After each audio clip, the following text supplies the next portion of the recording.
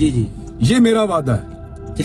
कोई भी इलेक्शन जीते, कोई भी हारे, अगर लाडले को वजीर आजम बना भी दिया, जैसे भी बना दिया, चाहे कुछ भी करके बना दे, उसके लिए निजाम के कपड़े भी उतर जाएं, अगर लाडला वजीर आजम बन भी गया और उसकी लाडली बेटी यहाँ पे मुसल्लत कर भी देगी पंजाब के ऊपर, तो मैं लोगों को मायूस नहीं होने दूंगा। ये मेरा वादा है।